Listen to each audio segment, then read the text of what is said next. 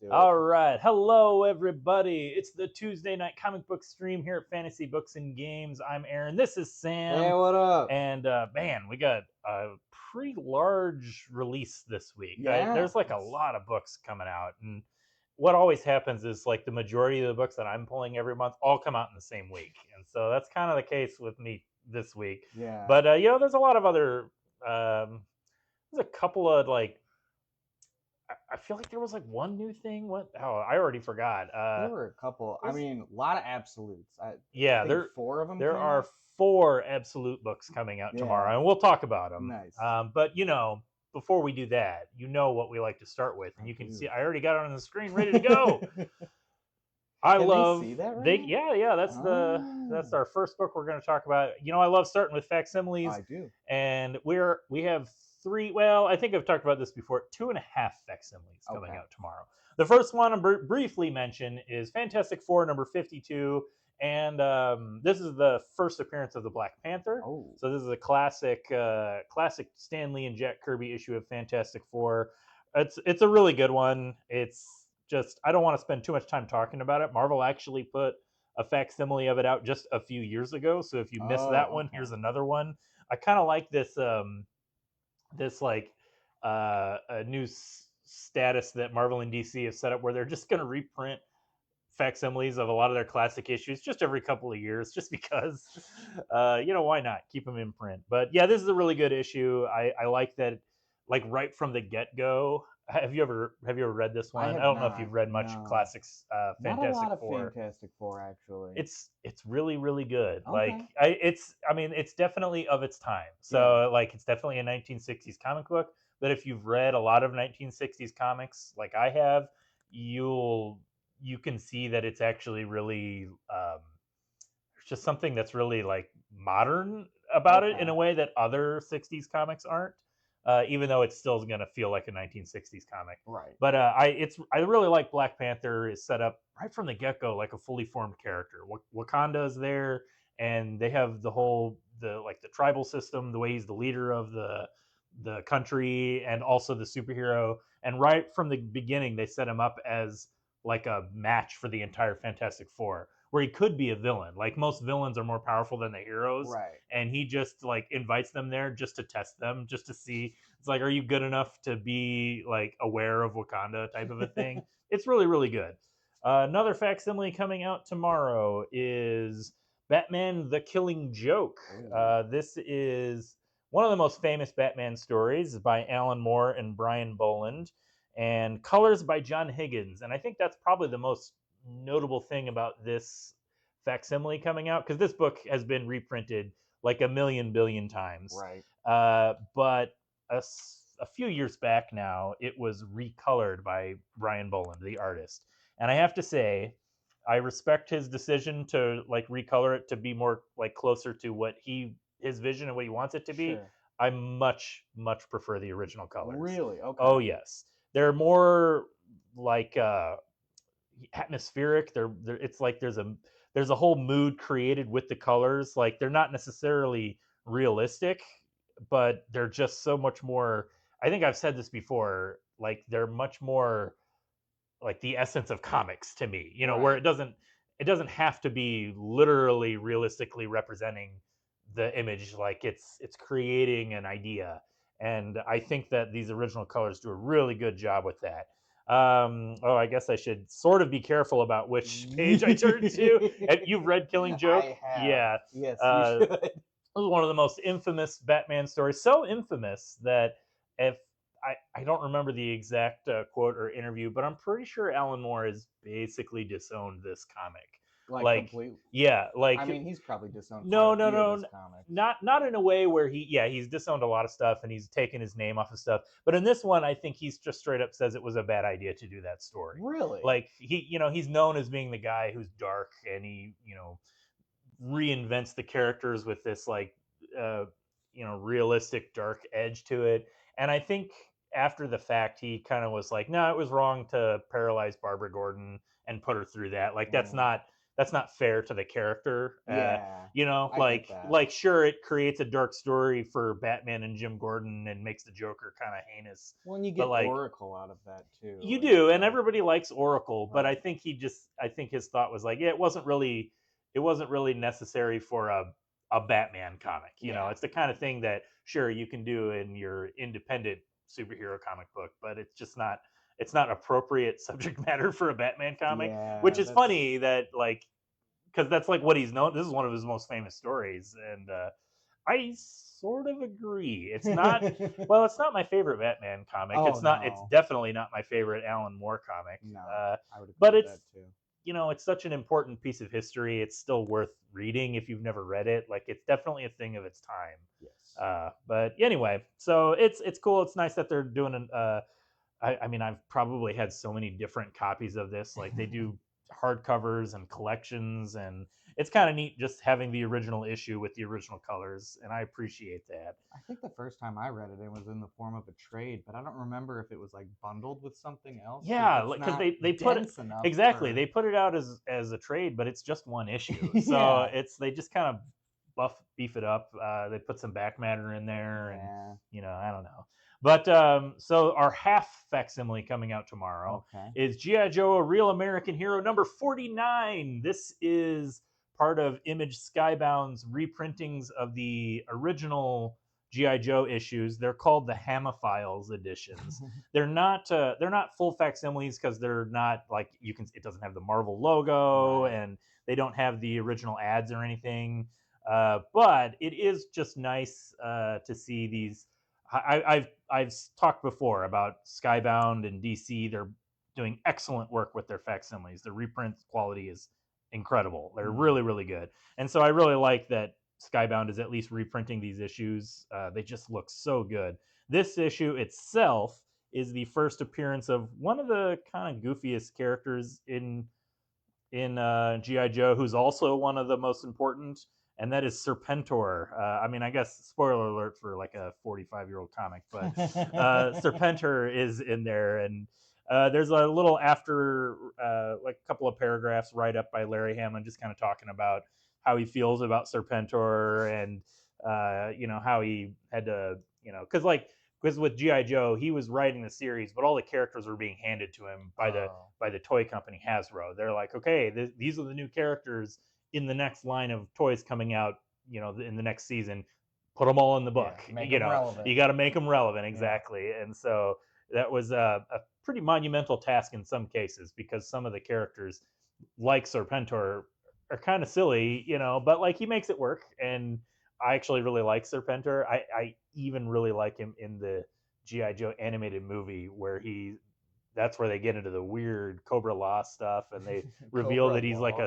Cobra Law. It's an underground city of snake people that have been living there since before humans evolved, and they try to take over the world. Oh That's all the God. continuity that is being integrated into the new Energon Universe GI Joe series, Oh. and that's one of the things that I'm so impressed with the new Energon series is that they're able to incorporate all the old GI Joe continuity with the animated series continuity because they were two very separate things, Right. and also just kind of a sparkle of just new ideas and twists on things. So anyway, and you know what? Talking about that, there is a new issue of GI Joe coming out tomorrow in the Energon universe. Boom, right there, issue number 18. I haven't had a chance to flip through it yet, but I'm very excited that Roadblock is on the cover. Okay. Roadblock's one of the coolest characters. He in the animated series, he always spoke in rhyme, which you know as a kid is really neat, but it's also kind of just like odd, you know. But he's like his character is this dichotomy of like he's this big tough guy, carries the heavy machine gun, but he's also like really friendly and he just wants to be a chef, and like he's got in this looks like he's got like a food truck kind of a thing. So he's a cool character. So Nice. look very much looking forward to reading that.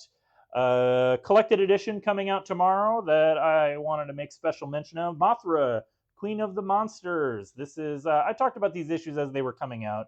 Written by Sophie Campbell, art by Matt Frank, and I liked this series.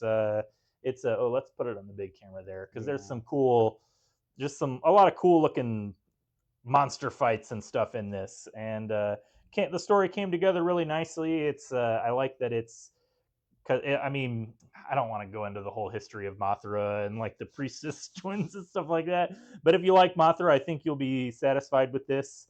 And you know what? It's got kaiju fighting dinosaurs and all kinds of cool stuff in it. So yeah, I really enjoyed this. It is now collected in a beautiful trade paperback edition, available tomorrow. A few other things to highlight that are coming out, really briefly, just because I haven't really had a chance to flip through it. But Heavy Metal #4 comes out. Nice. I think I spoke last time when issue #3 came out. I've been reading this series and I've been enjoying it, but I haven't been enjoying the like lead features as much as I enjoy the just kind of random guest features. Okay. And so I worry that, you know, that's not going to hold me forever. Like we're going to get to a point where the guest features also aren't really keeping my Right. interest, and we'll see where it goes. But I do appreciate that Heavy Metal is back in print and they're kind of going for the the original vibe of the like the traditional issues. They're not trying to like put a new spin on it or, you know, Yeah. heavy metal for a new generation. Like it's just Right. like they're just trying to be classic heavy metal, and I respect that. Nice.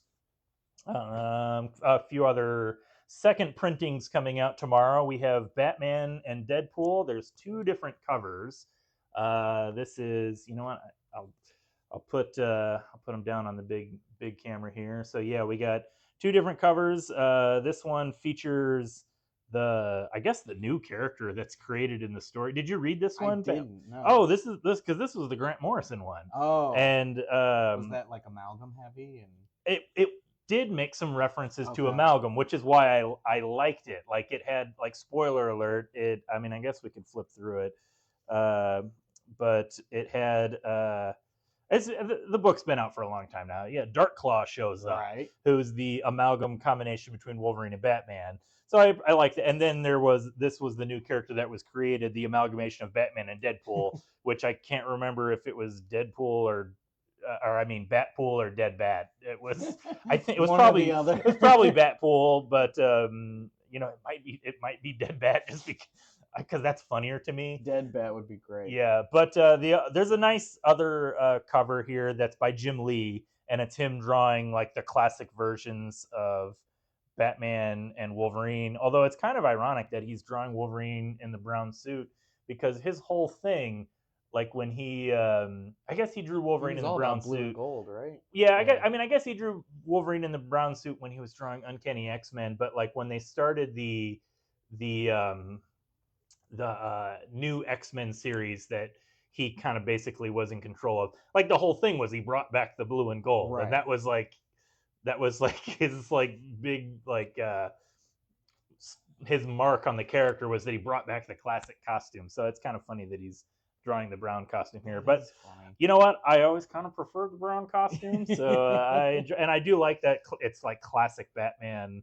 Although you know, I'd have to double check. These are probably I don't know if these are the current versions. Like this is it's not the current version, but it's like I guess I'm just making up stuff because it's the not current Batman is pretty similar to it's that. similar though because it's got the blue, but obviously he doesn't have the yellow Right. bat symbol. But anyway, so yeah, Batman Deadpool coming out tomorrow. Also coming out tomorrow, a new issue of Youngblood, and there is a second printing of issue #2 and a third printing of issue #1 in case you missed it for all you Rob Liefeld fans.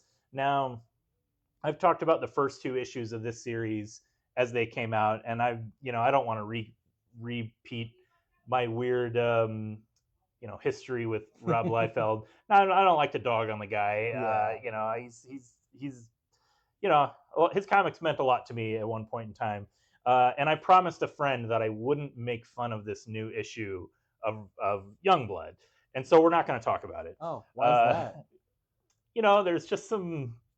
We're not going to talk about it because I can't. Come on. Because I said I'm not going to make fun of it. Okay. It's just if you're at all familiar with like Rob Liefeld's contemporary output, it just conforms to all of the, I guess, stereotypes. So artistic decisions were made. Yes, or not made in some cases. Okay. But it's We a won't go there. it, We don't. I promised him I wouldn't make fun of it. Okay. So, but it's a thing that exists, and he's got his fans, and I'm still gonna buy it Yeah. and enjoy it. Well, You are one of to a those certain fans. to a certain degree. Also coming out tomorrow are the Infernal Hulk #3. Nice. I did not realize that we were only 2 issues into Infernal Hulk. Mhm. Did it like skip a month or something? I don't know. The first issue was that big like brawl with the army, and then the Mhm. second was he goes underwater, right? And So I didn't read the second issue. oh, sorry. No, Well, I he mean, goes underwater. that's okay. I think we talked about this before. I really like the art in this. Nick Klein is a really Yes. good artist, but I'm just not a super big fan of the like mystical horror version of the Hulk. Oh, I they deviate into that a little yeah, bit. that's Yeah. definitely where they go. Although I noticed it's interesting that this issue, the art is by Kev Walker and Nick Klein, and the inks are by Cam Smith and Nick Klein. So I wonder if he's maybe having trouble keeping up with the Marvel deadlines, and so there's Yeah. some help added to some of these pages. Although I gotta admit, I think they still look pretty good. They don't look strictly like his style. Like this looks different, but I like that it's got a little bit of like a John Romita Jr. vibe to it, and not like the uh, It does. contemporary John Romita Jr. Yeah, You know what I yeah. mean? It's like prime John Romita Jr. I guess you could say. Uh, but yeah, a lot of people are super excited about this book, and I can see why. Like, but as I said, it's just the vibe's just not really for me. But hey, third issue coming out. I know everybody has been waiting for it. Okay, they're also coming out tomorrow. 4 absolute books. I've got all 4 of them right here. Nice. We'll just look at these. So Absolute Flash. I'm not reading Absolute Flash. Are you? I'm not reading So this is issue 11. So I don't have much to say about it, but I figure, oh my gosh, camera, come on, get into focus. There we go. Yeah, but I've heard we have there's somebody that reads it, I think, that works here, and they are enjoying it. So, it's written by Jeff Lemire. He's a good writer. Yeah. But so I can't really speak too much about Ultimate Flash, but I can speak about the other 3 Absolute books. I guess we'll just go in order that I got them stacked here. Absolute Wonder Woman number 16 comes out tomorrow, and this is I guess it's you would call it the first full appearance of Zatanna. Definitely her cover appearance.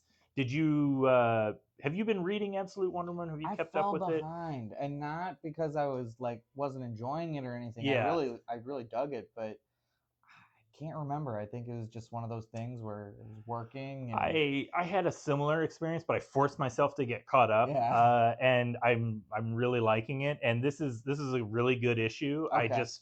I mean, like, let's just to show off some of these beautiful pages. I just can't get over the page layouts. Like, it's just such a great looking book, and it's really creative. I like that it has a specific look that they're going for. It's not just traditional comic book panels. Like when you I like this inverse here of this like 2-page. A lot of thought is put into just all these little details of how these pages are laid out, and it just looks great. It's really, really good. There's a really nice action sequence here. Like this page, yeah, this is. Oh, geez, that's awesome. And it's just like a lot of detail all just put into one page. Mhm. Just really, really good. So I really like this. And then also we get to see, I guess, she's on the cover, you can see her, but yeah, she does then show up in the story, Zatanna, and I won't really spoil what else is going on, but I don't know how much has been in the solicits, but it's not just Zatanna that shows Right. up. But yeah, I like that Zatanna is like a techno goth girl vibe kind of going on here. She's got the big boots and yeah, cool stuff. So yeah, really, really good series. Also, the other Absolute book that I like just as much as Wonder Woman is Absolute Martian Manhunter. And one of the things with our Absolute Martian Manhunter, we both liked issue 6 or 7, I'm sorry, which was the return. But I did kind of have this like fear. Did you read this issue yet? I have not read. Okay, so I don't even really want to flip through it, but because I read this, and I was a little concerned. I enjoyed issue 7, but I was a little concerned that this second arc of Absolute Martian Manhunter would kind of just be repeating the themes of the first one Right. because it was originally solicited as a six issue series, and then issue 1 got so much critical praise that then it got picked up for another 6 issues, which is why, although it came out at the same time as Absolute Flash and Green Lantern, Absolute Martian Manhunter is only on number 8, and Flash we just saw was on number 11 because there Right. was a 3-month gap between 6 and 7. Okay. So I will say there are some developments in this issue that were unexpected. Yeah. And like I like that it's going, it still feels appropriate to the story, but it's definitely taking it further than the first 6 issue story That's arc went. good. So it was really good. Yeah. So I liked it a lot. Nice. All right. Also coming out tomorrow, Okay, Absolute I'm curious what you think of this. Batman number 16. Now you said you read this one, right? I did. Okay, I read this one too. What'd you think? Well, first of all, I will say I love this cover. Yeah. I love that like, because all of the art and all the advertising of Absolute Batman is just a lot of the focus, a lot of the talk has been focused on just how huge he is, because he's Right. always this huge bulking guy, and especially Nick Dragata's art, the way he draws him, it's like very stylized. And I love that this cover, he's looking up to Wonder Woman. She's bigger than he is, and he's holding his axe and she's holding her giant sword. Just everything about her is bigger than Absolute Batman. And it's so perfect to me because it's, well, first, because I like that Absolute Wonder Woman is like a literal, like, kind of not a giant, but a large Amazonian woman. Like, Right. there's a panel, there's a good panel in the recent issue of Absolute Wonder Woman where it's like a crowd shot, and she's like 2 heads taller than everybody else. And I'm like, yeah, that's what it should be. She should be Yeah. like a real Amazonian warrior like that. So anyway, you asked me what I thought about this issue. Yeah. It was okay. Yeah. I didn't like it as much as the previous issue of Absolute Wonder I would Woman. agree with that. It does. And now, granted, I haven't really been following Absolute Batman, so it's not like I have any investment into the story. And there's a few kind of mentions of like what had been going on up until this point in Batman, but for the most part, I think you can just read it as another Batman and Wonder Woman adventure. Yeah. Kind of a little solo adventure. I like that it is not really a part 2 of the previous issue, so it's not really a crossover.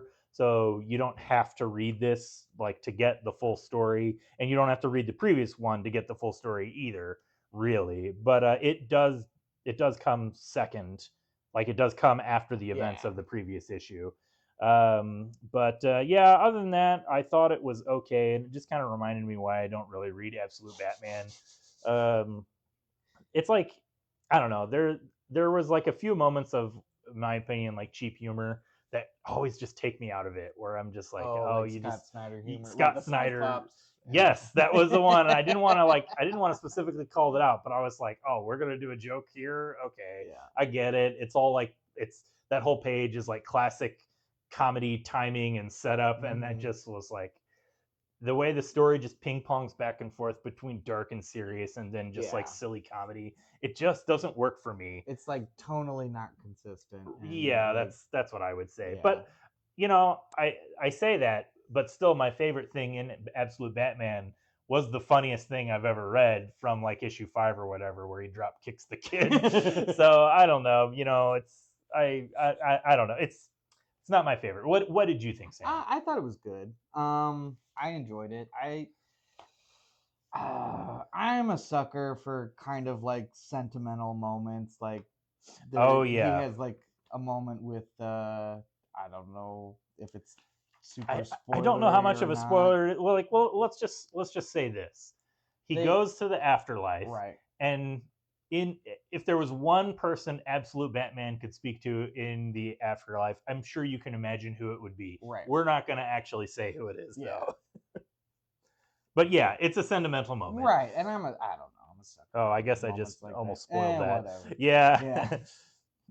Well, and I like the detail where it's like Diana was basically the one to facilitate that moment. Yes. And it's like, why would she do that? And they don't really explain it at all, but I don't know. It was just kind of nice. I do like this, like, kind of like budding friendship that they're developing in the Absolute books. Like, there's this joke here where the Minotaur or Centaur, the Centaur, like, it implies that they're in a relationship, and their battle cry is "We're not together." So that was one of those like cheap humor moments where I was just like, oh, exactly. Okay. That's another one where I was like, okay. Like that's like funny in like an episode of Futurama or something like that. Yeah. But like it just, I don't know, it just feels out of place to me in this story. A little bit. Yeah.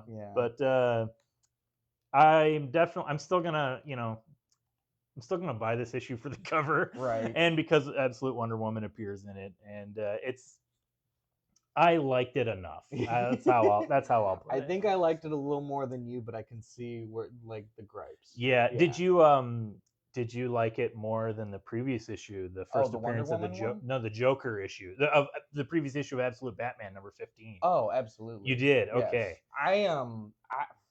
We talked about it when it came out. Did I like really go into it? Not like hardcore or anything, but everybody around me really likes that book, and I gotta kind of hold my tongue and just be like, I thought that was.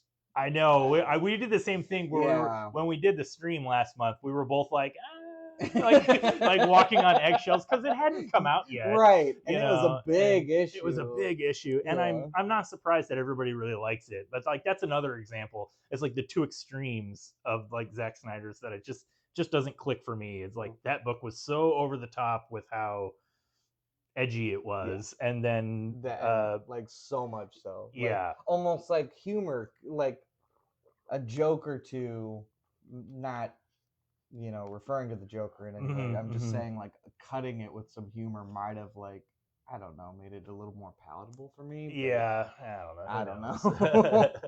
But there it is. Yeah. I did like the Arc M special more than the Joker issue. 100%. And I felt like that was a better kind of like Joker origin, if you will. It almost revealed more than what it like it gave more detail than what the actual I don't know. I don't know either. Okay, I got a few more things we can just briefly show off. Just a reminder, issue 3 of Capes is coming out.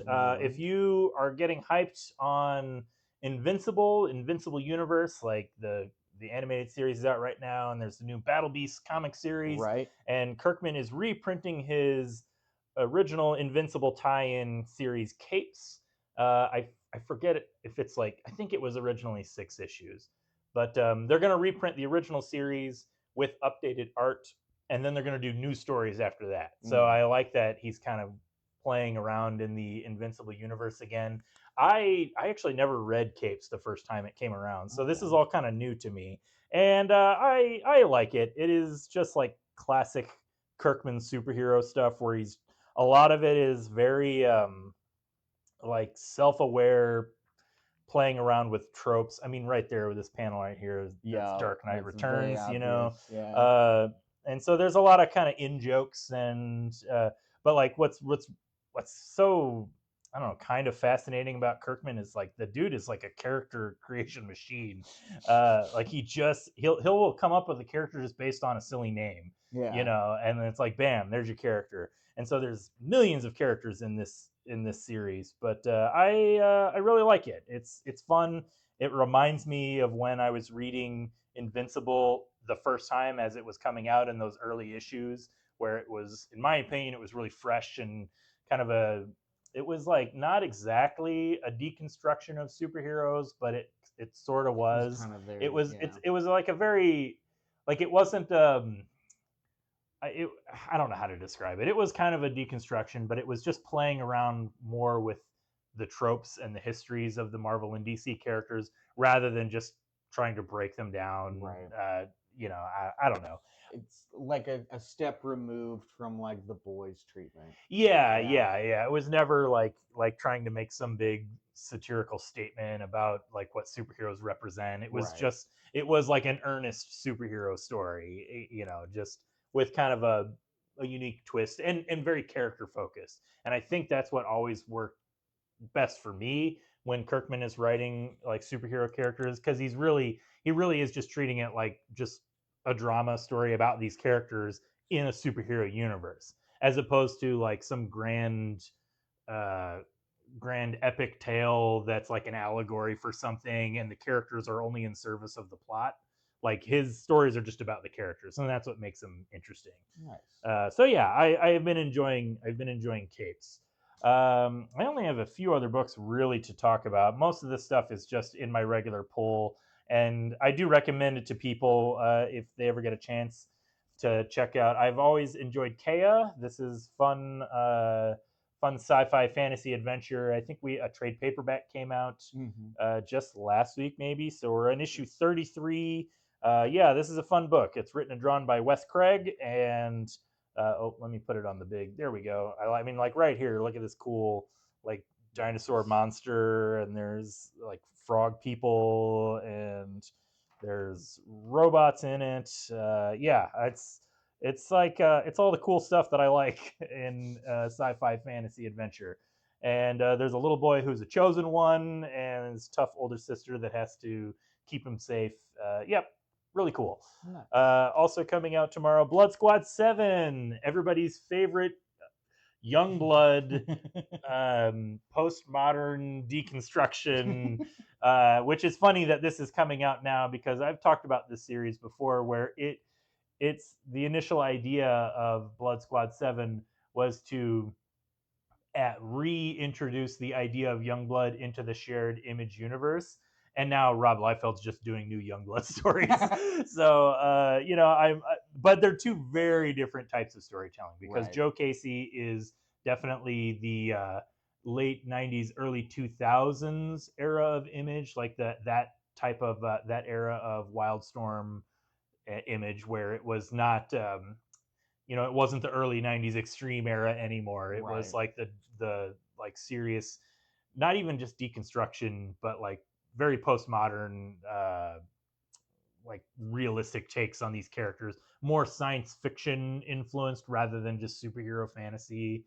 And yeah, Blood Squad 7 is just kind of playing around with the general idea of Youngblood, which is superheroes as celebrities. Right. So, you know, they're government agents, but they're also like part of them being superheroes is that they have a PR team, and you have to introduce them to the public, and that's how you get the public on your side so the government can do whatever they want with them. It's a fun concept, but this comic has been moving very, very slowly. We're at issue 12. The book comes out every other month, so I think it's been like 2 years since it started. And I feel like the story is finally getting somewhere after 2 years. Oh. So this is probably something that will read a lot better in trade paperback. It'll also probably read quick. It's like a dense comic, but it's like there's action where it's needed, but not in every issue. But it's a quick read still. Anyway, Blood Squad 7. Another book that I really like, Dust to Dust. This one just comes out sporadically, but I like to show it off whenever it comes out because I'm a big fan of artist J.G. Jones, and this is it's kind of like a Dust Bowl era murder mystery that takes place in Oklahoma during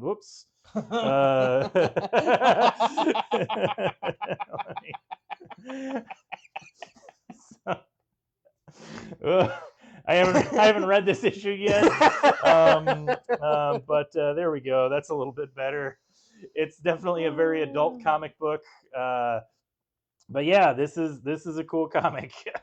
It's I gotta be careful about which page I turn to, but anyway, I definitely recommend it. This is issue 7. I forget how many issues it goes. I don't think this is not the final issue.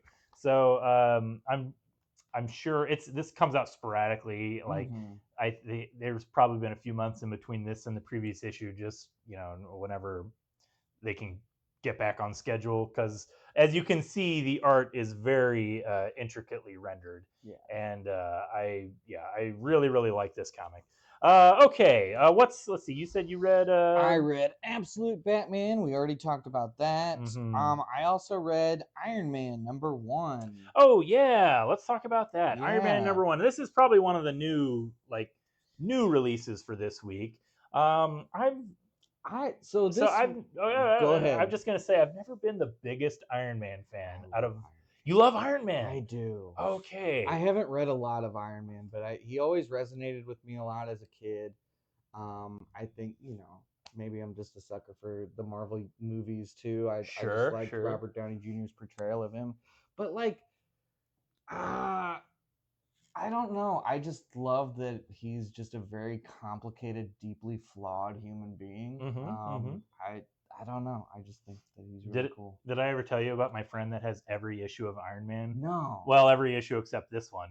Uh, but he doesn't have all of the Strange Tales appearances. Like he's Okay. still collecting those, but like every issue of a comic that has Iron Man in the title, he has. That's insane. Yeah, Oh, he's that a is big Iron so Man cool. fan, so he's looking forward to this. Yeah. So I thought I would do him a kindness and read this, so I could tell him what I thought about it and Yeah. spoil it for him. No, I'm kidding. But yeah, I read this one too. So Yeah, me too. what did you think?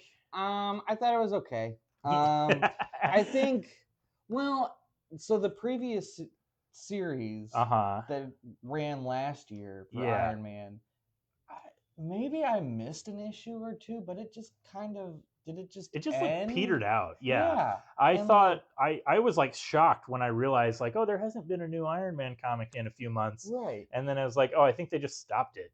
yeah, that like Tony with the steampunk suit and the sword, Mm-hmm. because all of his suits were depowered by like evil magic and whatnot. Like they set up this big, long, arching epic, and Yeah. like they just didn't do anything with it. So I'm reading this and It's like wondering what the hell happened it's a there. clean slate, like Yeah. with this issue, which I guess is probably to this issue's favor. One of the things that had me interested in this was that it's writer Joshua Williamson coming in, Okay. and he was the one who he's currently writing Superman, and I thought he did a great job a few years ago when that started new with a new Superman #1. And I also thought this was okay. It Yeah. didn't blow me away or anything, but I appreciated that it was a very back to basics Iron Man story. Like Right. as you can see, there's like some classic Iron Man characters, like right at the beginning, Madame Mask, and I don't know who that character is, but he's a classic. Blizzard or It's I think it's Blizzard, yeah, and he's a classic Iron Man character. And there's some other like I don't want to really spoil too much about the story, but yeah, there's some other classic characters that show up, and I appreciate. This is one thing that I don't know how you feel, but like I'm not, like I said, I'm not a big Iron Man reader, but I do know that in the past several years they've been doing a lot of these crossover stories where like Tony Stark and Emma Frost were involved, and I you do well they just did with the Age of Revelation, the Iron Frost series, Frost, right? Yeah. So I just like I'm not a big fan of like necessarily mixing the properties like that. Like I appreciate that the Marvel universe is one great big tapestry and whatever, but like get all the same, all the right, the talking points out, yeah, right.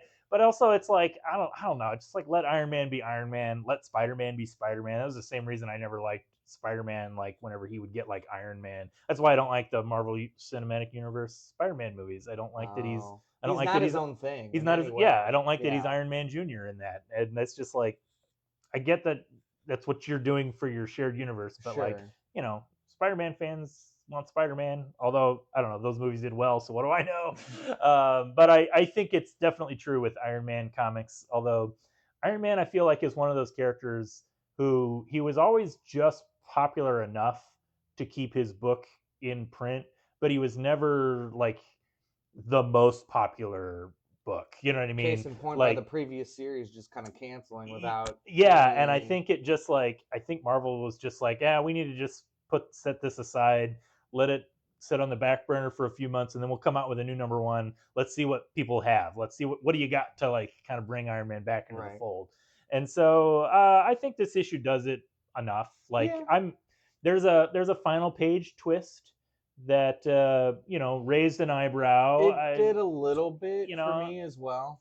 Like it didn't like blow me away, but I was just like, oh, well, and okay. It had nothing to do with the rest of the plot of the entire book. was that big reveal. Right, yeah, that big reveal was like a real out of left field So thing. Is it going to be about this or is it going to be about this? Right. Because I like the basic setup. I guess we can explain some of the main plot. Sure, I like the main plot where I like this thing where they set up the Tony Stark Award, where he's like handpicking the next generation of inventors and geniuses, and then AIM, Advanced Idea Mechanics, they're just going to kidnap them, Right. and that's what we see in this opening. Is I like this opening sequence where it's like a recreation of the Tony Stark creating the Iron Man suit in the cave, and then he just gets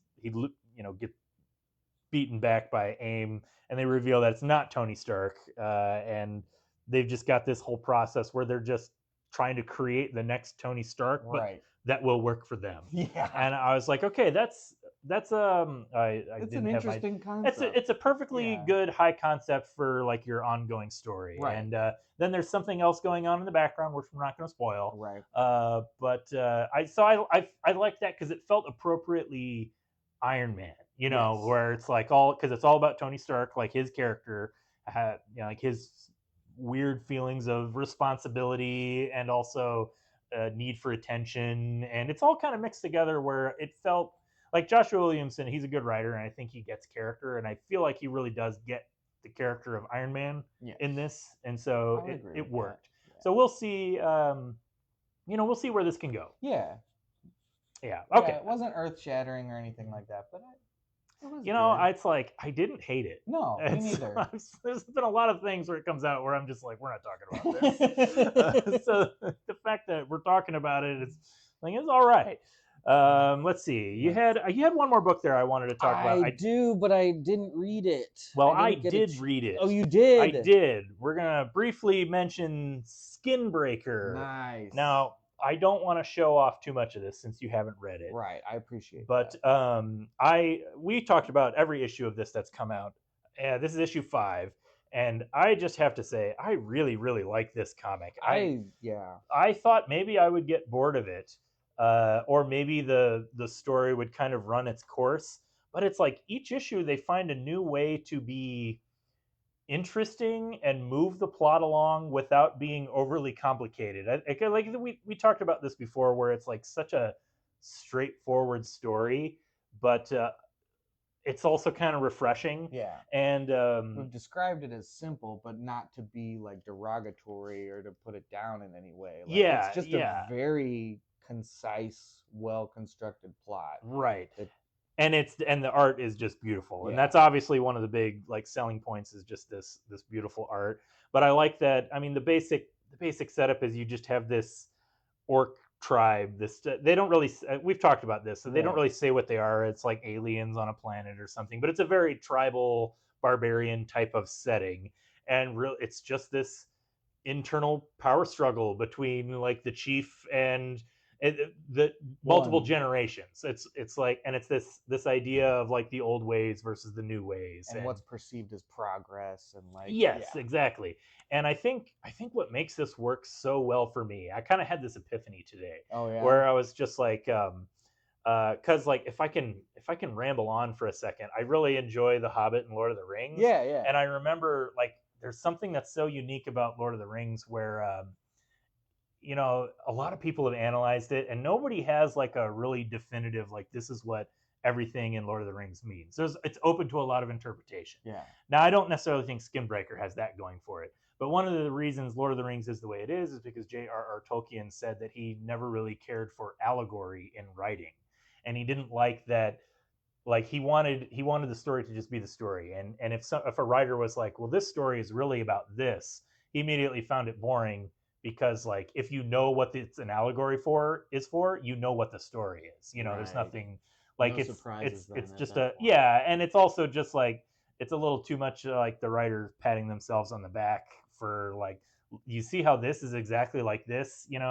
That was I read in an interview, that's what Tolkien had said, and I kind of get that vibe from Skinbreaker. I really feel like what I like about it is it's not an allegory for any specific political contemporary thing that's happening, but it's something deeper and older, which is just this like generational battle of ideas and something that's much broader, and it works really really well. Yeah. Like I've read, there's always fantasy where it's just like, oh, this is the tribe that's supposed to be the Nazis, you know, and it's Yeah. just like, And they oh, do things to telegraph that, yeah, and and it's like, oh, these are the characters that are the 1960s hippies, and you know, and it's like this doesn't have anything like that. Like right. it just feels so much more, I don't know, like authentic in that it just is feels like just realer characters that could have existed without feeling like they're supposed to be a reference to something. Right. Anyway, that's just my little like No, epiphany that I had today, and I think that's why it works so well for me in a very, like, again, simple way, you know. yeah. It has a timeless quality to it. Like it's just That's a like, good way to put it. you Yeah. know, yeah. No, very well Yeah, put. so I really recommend Skinbreaker. It's I really do really good. too. Yeah. You're gonna like this issue. I am. Yeah. Okay, good to know. And then finally, I think last book that we'll talk about, and then we'll wrap up here. Coming out tomorrow, Bug Wars: The Spider Witch Special. I was a big fan of the first Bug Wars series. Yeah. I don't remember. Did you read this one? I read like the first 2 issues, and again, Okay. I fell off for reasons unknown. You know what? There's a Yeah. lot of comics out there. It's Yeah. tough to keep up with all of them. Trust me. But I did enjoy this one. This is by Jason Aaron and Muhammad Asrar, and they both did some Conan the Barbarian comics at Marvel several years back. And what I really like about Bug Wars is that it is basically just Conan the Barbarian, but with like a Honey I Shrunk the Kids setting, Yeah. where it's just all takes place in a backyard and they're all bug people. And so this is a one shot issue that takes place between the previous 6 issue story and then the next story arc that's going to start up. Okay. And it's just like, I think it's literally like this is the Spider Witch special, so it's a story about the Spider Witch, and there's just some other like tales from the yard, and it's a lot of world building, just kind of building the expanding the world and the mythology of some of these characters that were introduced in the original series, and it's really good. I like it a lot. I like Jason Aaron doing this weird fantasy barbarian thing setting. Yeah. It's like this one doesn't have as much of the like some of the anachronistic silliness of it, where because like in the original series, I guess it is an adult comic. I should maybe be careful about the pages I turn to.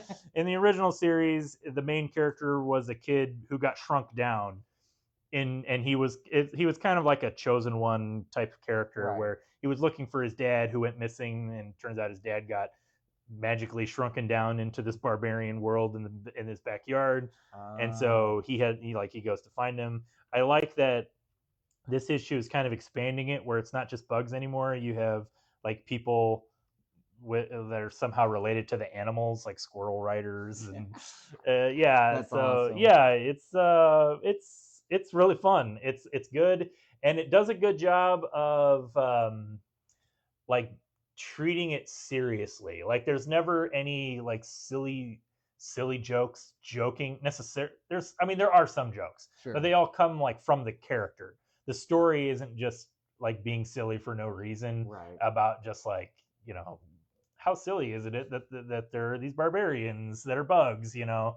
Like in the previous series, there was a great thing where all the bugs feared this giant monster called the Anaya Razor that was going to bring about the apocalypse. It was just the lawnmower, you know, like it's like That's amazing. yeah, it's a good bit. That's very Honey I Shrunk the Kids. Yes, exactly. So it's like there's some humor, but like the barbarian stuff is treated very straight, like completely straight. The barbarian characters are like right out of Conan the Barbarian, and it's definitely treated like as an R-rated story too. So I like that they just cuss and swear, and they're, you know, they don't like it's not a like they're not pulling the punches to be cute about it. Right. You know, like the characters are you know, awful. The awful characters are really awful, you know. And so yeah, it's a good series. I haven't actually had a chance to read through this whole issue, so I'm very much looking forward to that. And that's all I got. I think that was everything. Yeah. So, you know, there's always more books coming out, but I think we try to show off as much of the interesting stuff as we could. So yeah, we're gonna call it there. Thanks everybody for tuning in. I'm Aaron. This is Sam here at Hey. Fantasy Books and Games. You know, like our friend Dan says, there's comics out there for everybody. It's not just superheroes. Sometimes it's barbarian bugs or barbarian aliens or barbarian robots. There's a lot of barbarian stuff in the stack today. But anyway, yeah, read some comics, Read some books. get them from us here at Fantasy Books and Games, and we'll see you all next time. Bye. Bye.